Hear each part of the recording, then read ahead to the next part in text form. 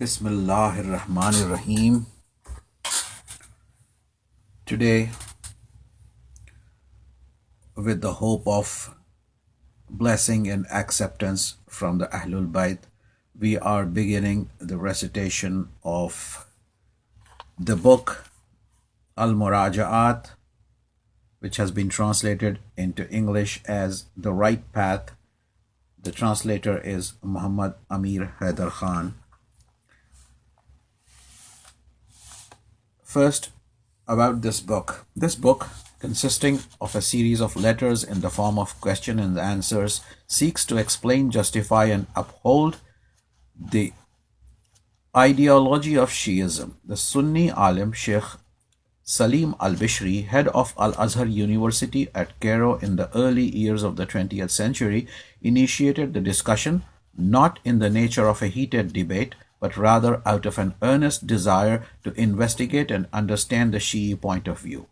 Sheikh al-Bishri addressed his questions to an eminent scholar of the time, Sayyid Abdul Hussain Sharafuddin of Jabal Amil, who visited Egypt in 1911 and 1912 AD and came in touch with him. The Sheikh was deeply impressed by the frank, outspoken, reasonable, and learned Sayyid. The Sayyid, being a man with a mission, was only too eager for a question that would open the discussion and afford him an opportunity to unburden himself, allowing him to unfold all his accumulated knowledge.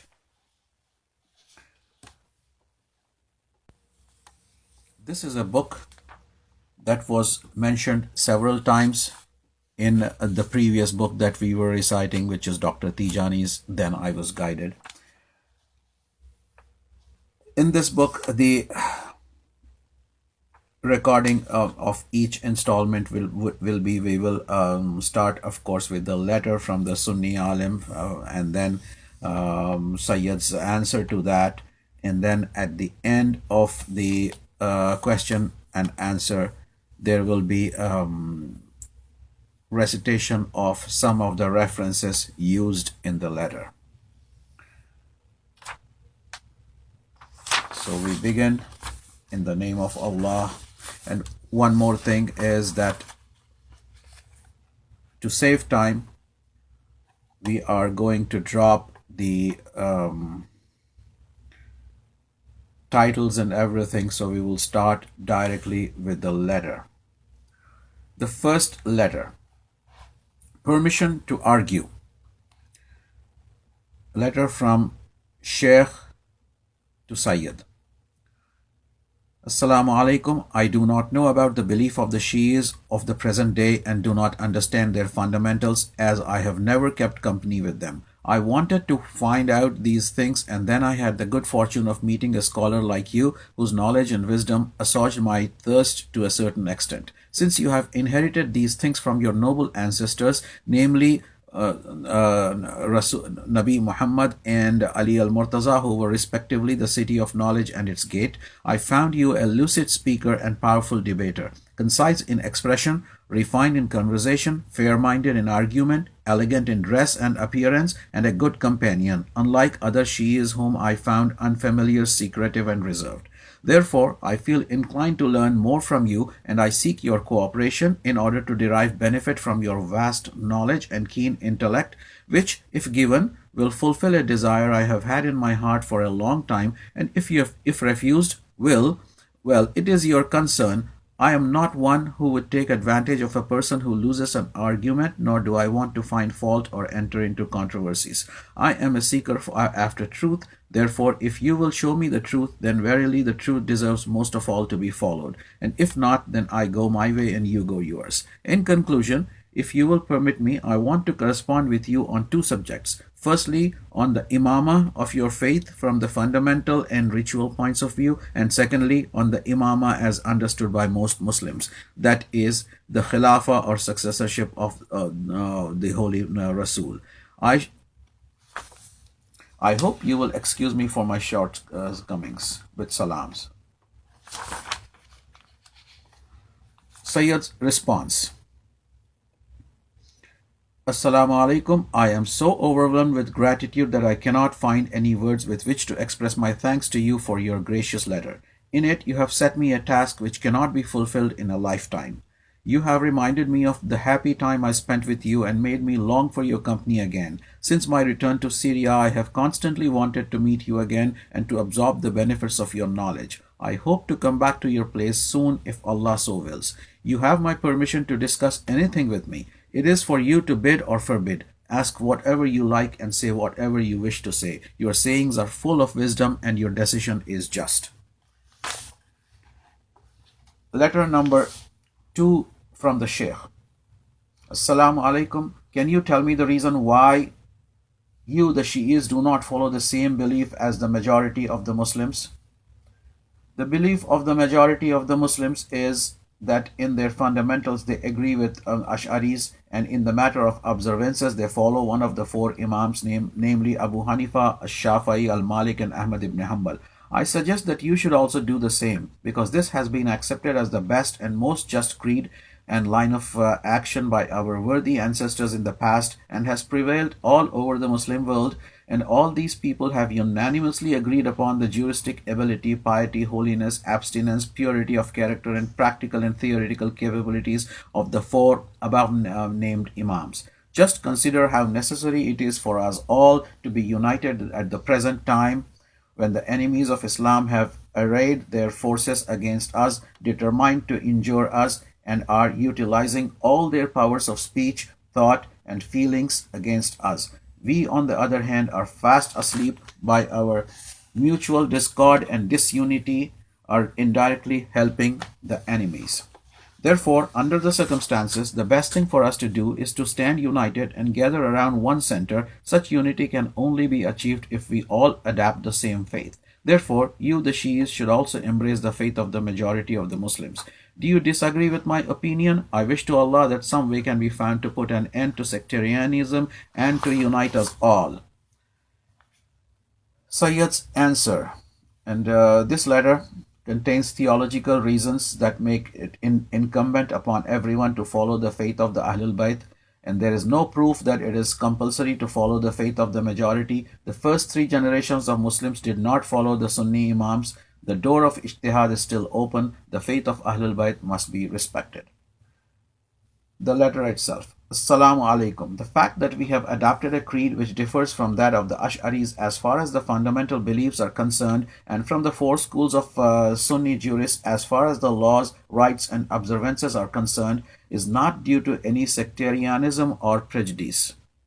I do not question the juristic ability, justice, honesty, scrupulousness, or wide knowledge of your jurist, but theological reasoning has led us inevitably to adopt the creed of those Imams who belong to the Ahlul Bayt of Rasulullah, who was adored by the angels and who received the inspiration and revelation. We have therefore bound ourselves to them wholly and solely in our observances as well as our belief, in our laws and our fundamental articles of faith, in the derivation of our knowledge of the Quran and the Sunnah, and in all our material, moral, and spiritual values on the grounds of theological and logical proofs. We have done this in obedience to the Holy Prophet and in submission to his Sunnah. Had we not been convinced by these proofs to disallow all Imams except the Ahlul Bayt and to seek to draw near to Allah only through them, we might have inclined towards the creed of the majority for the sake of unity and fraternity. But incontrovertible reasons command a believer to follow the truth regardless of all other considerations. The majority of the Muslims are unable to produce any argument to show which of their four different jurists are the best.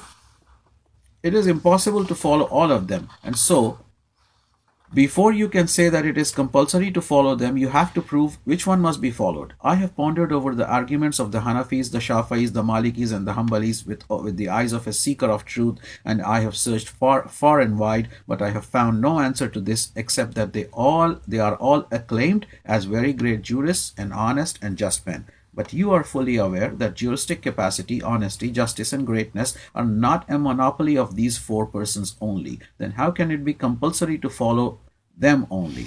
I do not think that anyone can hold that these four Imams are in any way better than our Imams, the pure and holy descendants of Rasulullah, the ark of salvation, the gate of repentance, through whom we can attain protection against disagreement in religious matters. For they are the emblems of guidance and the leaders toward the straight path, whom the Holy Prophet left behind among his followers, saying, "Do not try to excel them, nor leave them behind, for in either case it will be fatal for you. Do not try to teach them, for they know more than you." But alas, after the death of Rasulullah, politics began to play its part in the affairs of religion, and you know what took place in the heart of Islam as a result. I am astonished to hear you say that our predecessors, the early generations of good Muslims, adhered to your creed and considered it to be the best and most just of creeds, unanimously accepting it in every age and locality.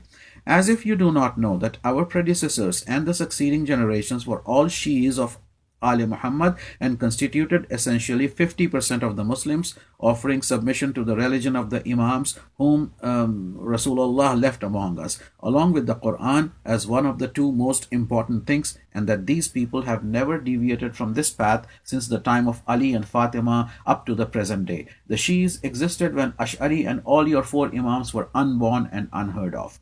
Up to the first three generations since Rasulullah's time, Ash'ari and your four Imams were unknown. How then can it be said that their creed existed or was followed in the time of the early generations of Muslims? Ash'ari was born in 270 Hijri and died in 320 Hijri. Ibn Hanbal was born in 164 Hijri and died in 241 Hijri. Shafi'i was born in 150 Hijri and died in 204 Hijri. Malik was born in 95 Hijri and died in 169 Hijri, and Abu Hanifa was born in 80 Hijri and died in 150 Hijri. The Shi'is, on the other hand, follow the religion of Ahlul Bayt, and you know who the Ahlul Bayt are. They are Ali, Fatima, Hassan, and Hussein, all contemporaries of Rasulullah, while the Sunnis in the beginning used to follow the ulama among the Sahaba and the Tabi'een. By what reason do you then say that it is now compulsory to follow Ash'ari and your four Imams? What was the defect in the Sahaba and the Tabain that they were abandoned? And what is the special recommendation of these later creeds that we should turn away from Ahlul Bayt, the legacy of Rasulullah, the ark of salvation, the guides, leaders, and protectors of Rasul's followers, and the gateway of mercy and repentance, in order to follow others? Moreover, why is it that the door of ijtihad has been closed upon the Muslims while it was fully open up to the 3rd century? Is it not an admission of our satisfaction with indolence, submission to imaginary impossibilities, and contentment with ignorance? Who would be right in saying knowingly or unknowingly that the Almighty Creator sent down for us the best of His messengers with the best of religions, merely so that it should become the monopoly and exclusive preserve of these four jurists, or that the Holy Quran, the best of revelations with all its laws and teachings, constituting a perfect religion and fulfillment of Allah's blessings upon mankind, was revealed only in order that these four persons should become its final exponents, and all others should be deprived of the right to expound the religious teachings? Why should Islam, including the Quran, the Sunnah, and all its interpretations, explanations, and discourses, be treated as the absolute, inalienable property of these four learned men? Were they the inheritors of Rasulullah, or did the Almighty wish to make them the final successors of the Imams, or did He inspire them with all the knowledge of the past and the future up to the end of time? Did Allah give them more knowledge than all others in the world? No, they were learned men like others. They were custodians of knowledge and teachings of religion, and never does a true teacher close the door of knowledge or prevent others from pursuing it further. He does not lock up the doors of discourse and understanding, or place a covering over the hearts, or plug the ears, or blindfold the eyes of the people, nor does He put a halter around the necks or chains around the legs. Such an attitude has been falsely imputed to their Imams by the Sunnis, as the sayings of their own Imams prove. You have invited us to obliterate our differences for the unity of Muslims. We are ready and willing to do so, but in my opinion, unity does not depend upon the Shias giving up their faith. nor for that matter upon the Sunnis giving up theirs. To impose upon the Shias the condition of giving up their faith without imposing a similar condition upon others amounts to begging the question, as you will see from the following contentions. The ties of unity and fraternity can be strengthened and disagreement ended by your agreeing to follow the Ahlul Bayt and by your acknowledging the faith of the Shias of Muhammad as one of the schools of Islamic thought, so that you should look upon the Shi'is in the same way as you regard and respect the Hanafis, the Shafi'is, the Malikis, and the Hanbalis. If you do so, the unity of Islam will be achieved and discord will be healed. The disagreement between the various schools of Sunni thought is by no means less than the lack of conformity between the Shias and the Sunnis.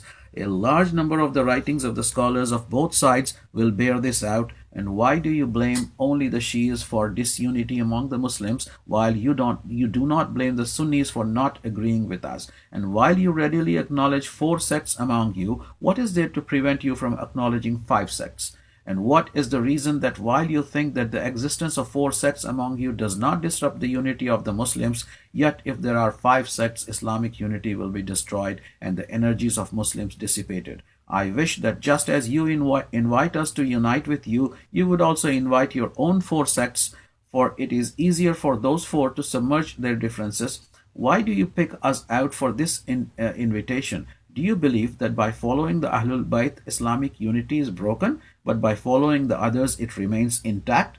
I do not think you mean any such thing, and I cannot expect anyone who has the love of the holy Prophet's kinsfolk to think in such terms. Here ends the second part of the correspondence between the 2 scholars, and inshallah we will continue with the other correspondence in tomorrow's installment. Allahumma salli ala Muhammadin wa ali Muhammad.